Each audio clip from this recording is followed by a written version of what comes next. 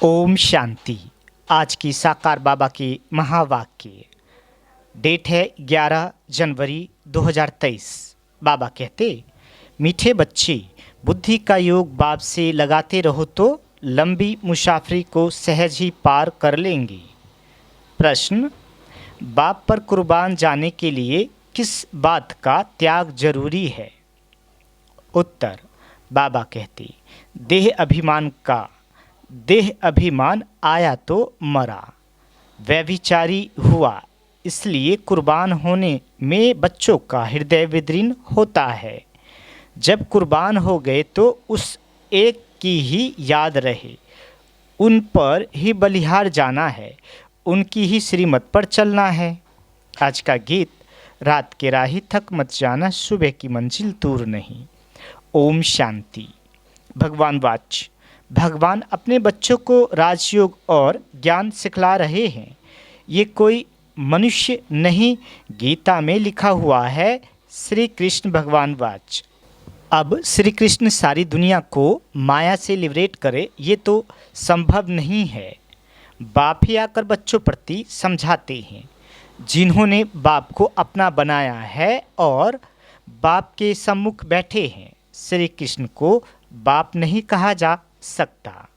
बाप को कहा जाता है परम पिता परमात्मा, परम धाम में रहने वाला। आत्मा इस शरीर द्वारा भगवान को याद करती है।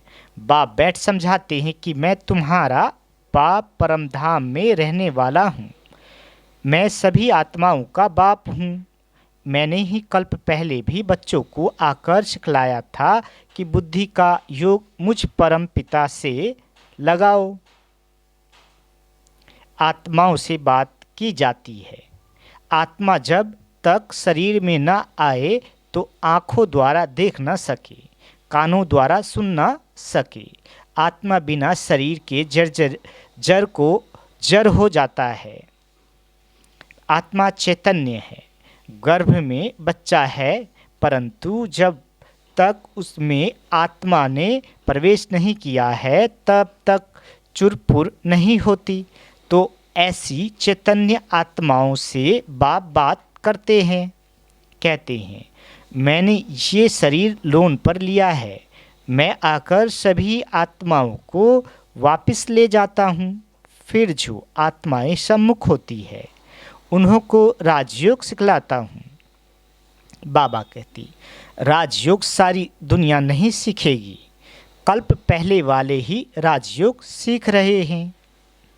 अब बाबा समझाते हैं, बुद्धि का योग बाप के साथ अंत तक लगाते रहना है, इसमें अटकना नहीं है। स्त्री पुरुष होते हैं तो पहले एक दो को जानते भी नहीं है, फिर जब दोनों की सगाई होती है, फिर कोई 60 वर्ष कोई 70 वर्ष की इकट्ठे रहते हैं तो सारी जीवन जिस्म को याद करते रहते हैं। वो कहेंगे ये मेरा पति है, वो कहेगा ये मेरी पत्नी है। अब तुम्हारी सगाई हुई है निराकार से, निराकार बाप ने ही आकर सगाई कराई है। कहते हैं, कल्प पहले मुआफिक तुम बच्चों की अपने साथ सगाई कराता हूँ। मैं निराकार इस मनुष्य सृष्टि का बीज रूप हूँ। सभी कहेंगे ये मनुष्य सृष्टि गॉड फादर ने रची है। तो तुम्हारा बाप सदैव परम धाम में रहते हैं। अभी कहते हैं मुझे याद करो। मुसाफरी लंबी होने कारण बहुत बच्चे थक पड़ते हैं। बाबा कहते, बुद्धि का योग पूरा लगा नहीं सकते, माया की बहुत ठोकरें खाने से थक पड़ते हैं, मर भी पड़ते हैं, फिर हाथ छोड़ देते हैं।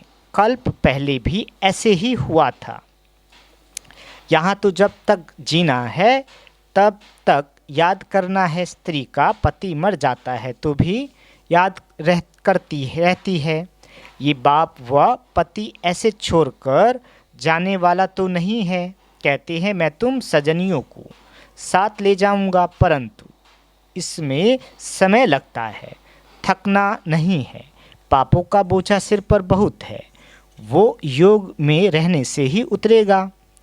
बाबा कहते योग ऐसा हो जो अंत में बाप व साजन के सिवाय और कोई याद ना पड़े। अगर और कुछ याद पड़ा तो व्यभिचारी हो गया, फिर पापों का दंड भोगना पड़े। इसलिए बाप कहते हैं परम धाम के राही थक मत जाना। बाबा कहते तुम जानते हो मैं ब्रह्मा द्वारा आदि सनातन देवी देवता धर्म की स्थापना कर रहा हूँ और शंकर द्वारा सभी धर्मों का विनाश कराता हूँ। अभी कॉन्फ्रेंस करते रहते हैं तो सभी धर्म मिलकर एक कैसे हो जाए, सभी शांत में कैसे रहे, उसका रास्ता निकाले। अब अनेक धर्मों की एक मत तो हो नहीं सकती, एक मत से तो एक धर्म की स्थापना होती है। वो सभी धर्म सर्वगुण संपन्न संपूर्ण निर्विकारी हो, तब आपस में क्षीर सागर हो, क्षीरखंड हो सकते हैं। बाबा कहते राम राज्य में सभी क्षीरखंड थे, जानवर भी लड़ते नहीं थे। यहाँ तो घर घर में झगड़ा है। लड़ते तब है जब उनका कोई धनी धोनी नहीं है, अपने माता पिता को नहीं जानते हैं। गाते भी हैं तुम माता पिता हम बालक तेरे, तुम्हारी कृपा से सुख घनेरे। सुख घनेरे तो अभी है, नहीं तो कहेंगे माता पिता की कृपा नहीं है।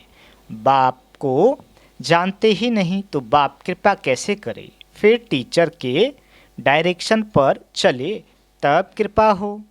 वो तो कह देते सर्वव्यापी है, तो कौन कृपा करे और किस पर करे। कृपा लेने वाला और करने वाला दोनों चाहिए। स्टूडेंट पहले तो आकर टीचर के पास पढ़े, ये कृपा अपने ऊपर करे। टीचर फिर टीचर के डायरेक्शन पर चले। पुरुषार्थ कराने वाला भी चाहिए। ये बाप भी है, टीचर भी है, तो सतगुरु भी है। उनको परम पिता, परम शिक्षक, परम सतगुरु भी कहा जाता है। बाप कहते हैं मैं कल्प कल्प ये स्थापना का कार्य कराता हूँ, पतित दुनिया को पावन दुनिया बनाता हूँ। वर्ल्ड ऑलमाइटी अथॉरिटी है ना, तो वर्ल्ड अथॉरिटी का राज्य कायम करते हैं। सारी सृष्टि पर एक ही लक्ष्मी नारायण का राज्य था, उन्हों की ऑलमाइटी अथॉरिटी थी। वहाँ कोई लड़ाई झगड़ा कर न सके, वहाँ माया है ही नहीं, है ही गोल्डन एज। सिल्वर एज, सतयुग त्रेता दोनों को स्वर्ग अथवा वैकुंठ कहेंगे। बाबा कहते सभी गाते भी हैं चलो वृंदावन भजो राधे गोविंद। जाते तो कोई है नहीं, सिर्फ याद ज़रूर करते हैं। अब तो माया का राज्य है, सभी रावण की मत पर है। देखने में तो बड़े बड़े मनुष्य अच्छे आते हैं, बड़े बड़े टाइटल लिखते हैं, थोड़ी जिस्मानी हिम्मत दिखाते हैं व अच्छा कर्म करते हैं तो टाइटल मिलते हैं। कोई को डॉक्टर ऑफ फिलॉसफी, कोई को क्या, ऐसे ऐसे टाइटल देते रहते हैं। अभी तुम तो हो ब्राह्मण। बाबा कहते बरोबर भारत की सर्विस में हो, तुम दैवी राजधानी स्थापन कर रहे हो। जब स्थापना हो जाएगी तब तुमको टाइटल मिलेंगे, सूर्यवंशी राजा रानी, चंद्रवंशी राजा रानी, फिर तुम्हारा राज्य चलेगा।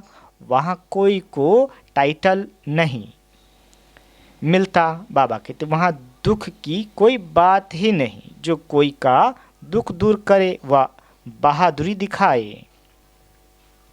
जो टाइटल मिले, जो रस्म रिवाज यहाँ होती है वो वहाँ नहीं होती है। ना लक्ष्मी नारायण इस पतित दुनिया में आ सकते हैं। इस समय कोई भी पावन देवता नहीं है, यह है ही पतित आसुरी दुनिया। अनेक मतांतर में मुझ गए हैं। यहाँ तो एक ही श्रीमत है जिससे राजधानी स्थापन हो रही है। हाँ, चलते चलते कोई को माया का कांटा लग जाता है तो लंगड़ाते रहते हैं। इसलिए बाप कहते हैं सदैव श्रीमत पर चलो, अपनी मनमत पर चलने से धोखा खाएंगे। सच्ची कमाई होती है सच्चे बाप की मत पर चलने से। अपनी मत से बेड़ा गर्क हो जाएगा। कितने महावीर श्रीमत पर न चलने कारण अधोगति को पहुंच गए। बाबा कहते अभी तुम बच्चों को सदगति को पाना है, श्रीमत पर न चला और दुर्गति को पाया तो फिर बहुत पश्चाताप करना पड़ेगा। फिर धर्मराजपुरी में शिव बाबा इस तन में बैठ समझाएंगे कि मैंने तुमको इस ब्रह्मा तन द्वारा इतना समझाया पढ़ाया, कितनी मेहनत की। तुमने निश्चय पत्र लिखे कि श्रीमत पर चलेंगे, परंतु नहीं चले। श्रीमत को कभी नहीं छोड़ना चाहिए। बाबा कहते कुछ भी हो, बाप को बताने से सावधानी मिलती रहेगी। कांटा लगता ही तब है जब बाप को भूलते हैं। बच्चे सदगति करने वाले बाप से भी 3 कोस दूर भागते हैं। गाते भी हैं वारी जाऊं कुर्बान जाऊं, परंतु किस पर? ऐसे तो नहीं लिखा है सन्यासी पर वारी जाऊं, व ब्रह्मा विष्णु शंकर पर वारी जाऊं, व श्री कृष्ण पर वारी जाऊं। कुर्बान जाना है परमपिता परमात्मा पर, कोई मनुष्य पर नहीं। बाबा कहते वर्षा मिलता है बाप से, बाप बच्चों पर कुर्बान होता है। ये बेहद का बाप भी कहते हैं मैं कुर्बान होने आया हूँ, परंतु बाप पर कुर्बान होने में बच्चों का हृदय कितना विदीर्ण होता है। देह अभिमान में आया तो मरा, व्यभिचारी हुआ, याद उस एक की रहनी चाहिए, उन पर बलिहार जाना चाहिए। अब नाटक पूरा होता है, अब हमको वापिस जाना है। बाकी मित्र संबंधी आदि तो सब कब्र दाखिल होने हैं, उनको क्या याद करेंगे। इसमें अभ्यास बहुत चाहिए। बाबा कहते गाया भी हुआ है, चढ़े तो चाखे अमृत रस, गिरे तो चकनाचूर। जोर से गिरते हैं तो पद गवा देते हैं। ऐसे नहीं स्वर्ग में नहीं आएंगे, परंतु राजा रानी बनने और प्रजा बनने में फर्क तो है ना। बाबा कहते यहाँ का भील भी देखो, मिनिस्टर भी देखो, फर्क है ना। इसलिए पुरुषार्थ पूरा करना है। कोई गिरते हैं तो एकदम पतित बन जाते हैं, श्रीमत पर चल नहीं पाते तो माया नाक से पकड़ एकदम गटर में डाल देती है। बाप दादा का बनकर फिर ट्रेटर बनना, गोया उनका सामना करना है। इसलिए बाप कहते हैं कदम कदम संभाल कर चलो।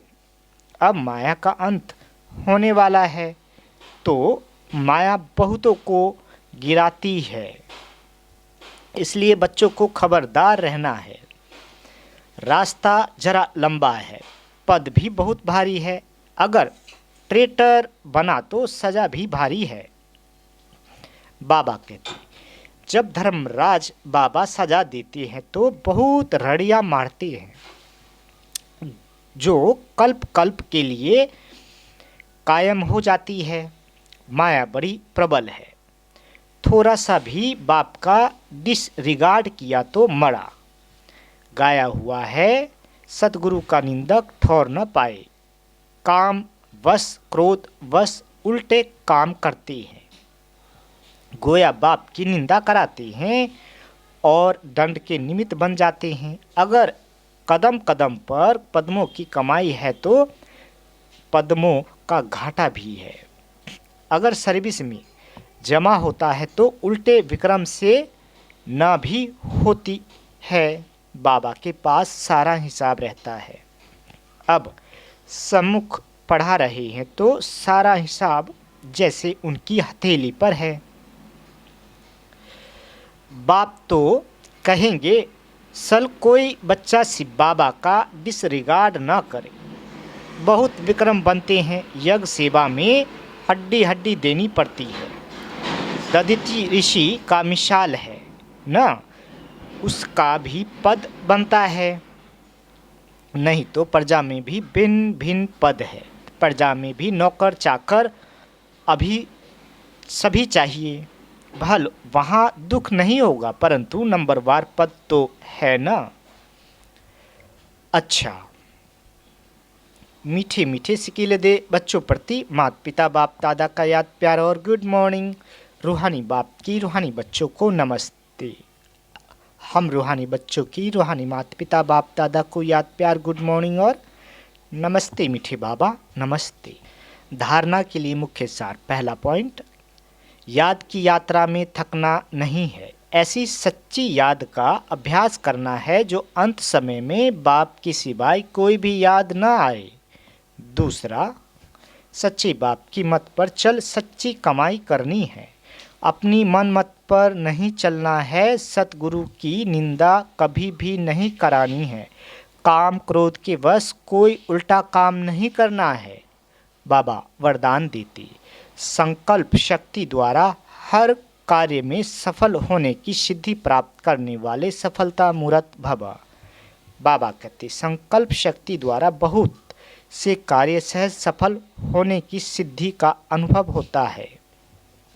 जैसे स्थूल आकाश में भिन्न भिन्न सितारे देखते हो, ऐसे विश्व के वायुमंडल में के आकाश में चारों ओर सफलता के चमकते हुए सितारे तब दिखाई देंगे जब आपके संकल्प श्रेष्ठ और शक्तिशाली होंगे। सदा एक बाप के अंत में खोए रहेंगे आपके ये रूहानी नयन, रूहानी मूर्त दिव्य दर्पण बनेंगे। ऐसे दिव्य दर्पण ही अनेक आत्माओं को आत्मिक स्वरूप का अनुभव कराने वाले सफलता मूर्त होते हैं। स्लोगन, निरंतर ईश्वरीय सुखों का अनुभव करने वाले ही बेफिक्र बादशाह है। अच्छा, ओम शांति मीठे बाबा।